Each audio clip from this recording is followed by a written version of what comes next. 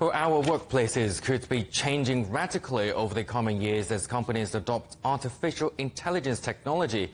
Experts say some human roles could disappear entirely. Now let's speak to one of those experts now, Calum Chace, an advisor and author on artificial intelligence. So, Calum, AI is expected to be adopted by a lot of modern-day employers. Is this the modern-day equivalent of what we call industrial revolution? No, actually, I think it's much bigger than that. I think the process that we're in is the early stages of the information revolution, the conversion of most economic activities to the exchange and processing of information. And I think that the information revolution will have an even bigger impact on humanity than the industrial revolution did. Some jobs could disappear completely, but what jobs are likely to be created by AI? Well, it's a mug's game, to be honest, to forecast which jobs will be taken over by machines and which new jobs will be created. You can't really forecast the details.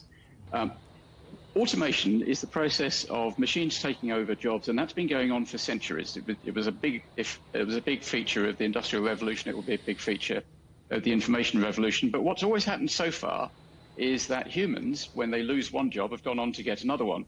Sometimes that process takes too long, and sometimes it's very painful, but it is what's happened. At some point in the future, and this is probably a couple of decades away or more, but at some point in the future, machines will get so capable that they will actually take pretty much all the jobs that humans do. But until that point, and I think for the foreseeable future, the planning horizon of most companies and individuals, there's going to be lots of there's going to be lots of jobs for humans.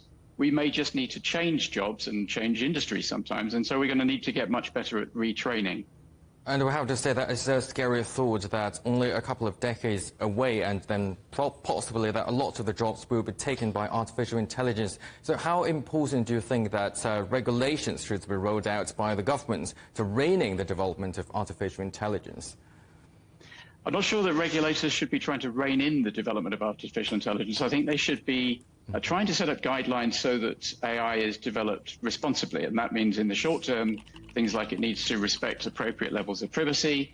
We need to try and reduce the amount of bias that systems have in them. That bias obviously comes from humans rather than the machines themselves. And to make the systems as transparent as possible, although there are limits to how transparent systems can be.